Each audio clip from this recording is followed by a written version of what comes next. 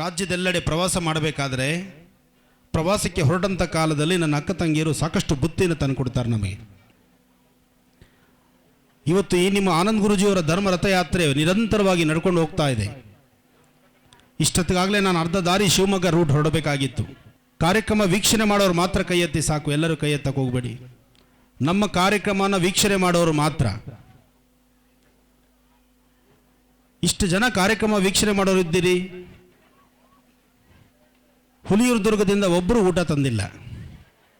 ಬಹುಶಃ ಕೃಷ್ಣ ಅವರು ಇಲ್ಲಿ ಮೃಷ್ಟಾನ್ನ ಮಾಡಿಸಿದ್ದಾರೆ, ನಾವ್ಯಾಕೆ ತೊಗೊಂಡು ಹೋಗಬೇಕು, ದೇವಸ್ಥಾನದಲ್ಲೇ ಪ್ರಸಾದ ಅವರು ಅಲ್ಲೇ ಊಟ ಮಾಡ್ಕೊಂಡು ಹೋಗಲಿ ಅಂತ ಬಿಟ್ಟರೋ ಏನೋ. ಇರಲಿ, ಮತ್ತೊಮ್ಮೆ ನಿಮ್ಮೂರಿಗೆ ನಾನು ಬರ್ತೀನಿ. ವಿಶೇಷವಾದಂಥ ರೀತಿ ನಿಮ್ಮಗಳೆಲ್ಲರ ಮನೆಗಳಲ್ಲೂ ಒಂದಿಷ್ಟು ಪ್ರಸಾದ ತಗೊಂಡು ಸ್ವಲ್ಪ ಸಣ್ಣ ಆಗ್ಬಿಟ್ಟು ಹೊರಡ್ತೀನಿ.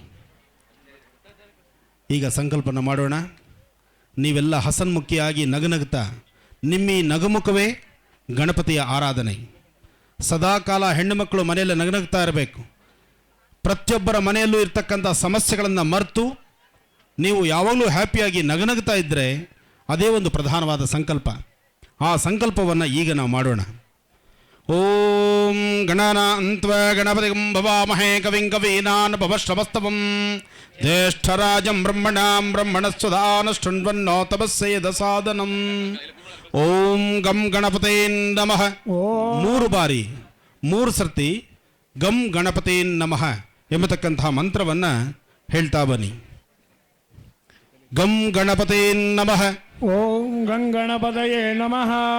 ಬೆಳಗ್ಗೆನೆ ಲಾಡು ಪೊಂಗಲ್ ತಿಂದಿದ್ದೀರಿ, ಒಬ್ಬರಿಗೂ ಸ್ವರ ಇಲ್ಲ. ಹುಲಿಯೂರು ದುರ್ಗ ಸುತ್ತ ಬೆಟ್ಟಗಳಿದೆ, ಇಲ್ಲಿ ನೀರಿಗೆ ಅಭಾವ, ಆದರೆ ನಿಮ್ಮ ಸ್ವರ ತರಂಗಕ್ಕಲ್ಲ. ಇಲ್ಲಿ ನೀರು ಮಾತ್ರ ಸಿಗಲ್ಲ, ಆದರೆ ಮುದ್ದಾದಂತಹ ಮುಗ್ಧ ಮನಸ್ಸಿದೆ. ಆ ಮನಸ್ಸು ನಿಮ್ಮೊಳಗಿದೆ. ನಿಮ್ಮ ಜೋರಾದಂತಹ ಸ್ವರತರಂಗ ಬಂದರೆ ನಿಮ್ಮೊಳಗಿರುವ ಸಮಸ್ಯೆ ಏನು ಎಂಬತಕ್ಕಂಥದ್ದನ್ನು ಅರ್ಥ, ಅದಕ್ಕೆ ಬೇಕಾದ ಒಂದು ಪರಿಹಾರವನ್ನು ನಾನು ಹೇಳ್ತೇನೆ. ಹೇಳಿ. ಓಂ ಗಂ ಗಣಪತೇ ನಮಃ. ಓಂ ಓಂ ಗಂ ಗಣಪತೇ ನಮಃ. ಓಂ ಗಂ ಗಣಪತೇ ನಮಃ. ಓಂ ಗಂ ಗಣಪತೇ ನಮಃ. ಓಂ ಶುಭಾಭ್ಯಾಂ ಶುಭೇ ಶೋಭನೆ ಮುಹೂರ್ತೆ ಭಾದ್ಯ ಬ್ರಹ್ಮಣಃ ದ್ವಿತೀಯ ಪ್ರಹಾರ್ದೆ. ಎಡಗೈ ಮೇಲೆ ಬಲಗೈ ಇಡಬೇಕು, ಅದು ನಿಮ್ಮ ಬಲಭಾಗದ ತೊಡೆ ಮೇಲೆ ಇರಬೇಕು. ಚೇರ್ ಮೇಲೆ ಕೂತಿರೋರಾದರೂ ಅಷ್ಟೇ, ನಿಂತ್ಕೊಂಡಿರೋರಾದರೂ ಅಷ್ಟೇ. ನಿಮ್ಮ ಕೈ ಎಡಗೈ ಮೇಲೆ ಬಲಗೈ ಇಟ್ಟು ಅದು ನಿಮ್ಮ ಬಲಭಾಗದ ತೊಡೆ ತಗಲಬೇಕು. ಹೇಳಿ. ಶುಭಾಭ್ಯಾಂ ಶುಭೇ ಶೋಭನೆ ಮುಹೂರ್ತೆ ಆದ್ಯ ಬ್ರಹ್ಮಣಃ ದ್ವಿತೀಯ ಪ್ರಹಾರ್ಧೆ ಶ್ವೇತವರಾಹ ಕಲ್ಪೆ ವೈವಸ್ವತ ಮನ್ವಂತರೆ ಕಲಿಯೋಗೆ ಪ್ರಥಮ ಪಾದೆ ಜಂಬೂದ್ವೀಪೆ. ಅದನ್ನೇ ಮನಸ್ಸಿನಲ್ಲಿ ಇಟ್ಕೊಂಡು ಯೋಚನೆ ಮಾಡ್ತಾ ಇದ್ದೀಯಾ?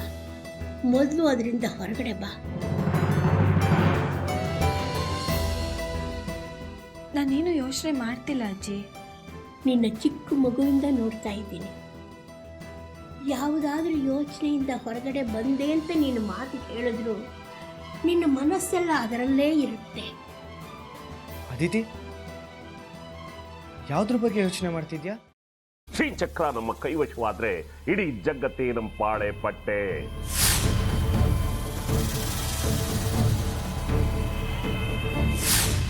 ನಾವಿದೀವಲ್ಲ, ನೀವು ಯಾಕೆ ಚಿಂತೆ? ನಮ್ಮ ಆಸೆಗಳೆಲ್ಲ ಪೂರೈಸುತ್ತೆ. ಅದಕ್ಕೆ ನಾನು ಹೇಳಿದ್ದು ನಮ್ಮ ಜೊತೆ ಕೈ ಜೋಡಿಸು ಅಂತ.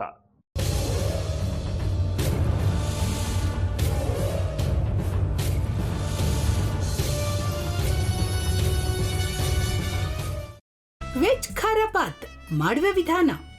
ಒಂದು ಬಾಣಲಿಗೆ ತುಪ್ಪ, ಸಾಸಿವೆ, ಕಡಲೆಬೇಳೆ, ಉದ್ದಿನಬೇಳೆ, ಗೋಡಂಬಿ ಹಾಕಿ ಹುರಿದು ಕರಿಬೇವು, ಬಾಡಿಗೆ ಮೆಣಸಿನಕಾಯಿ, ಕ್ಯಾರೆಟ್, ಬಟಾಣಿ, ಟೊಮ್ಯಾಟೊ, ಕಲ್ಲುಪ್ಪು, ಬೆಲ್ಲ, ಬಿಸಿಬೇಳೆ ಬಾತ್ ಪುಡಿ, ಅರಿಶಿನ, ರವೆಯ 3 ಅಳತೆಯಷ್ಟು ನೀರು ಹಾಕಿ ಚೆನ್ನಾಗಿ ಕುದಿ ಬಂದ ಮೇಲೆ ಹುರಿದ ಬನ್ಸಿ ರವೆ ಹಾಕಿ ಕಲಸಿ.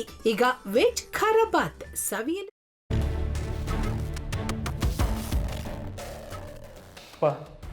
ಇಷ್ಟೋ ತನಕ ಡೆಲಿವರಿ ಆಗಿಲ್ಲ ಅಂದರೆ ಅಕ್ಕಂಗೆ ಏನಾದರೂ ಪ್ರಾಬ್ಲಮ್ ಇರ್ಬೋದಾ?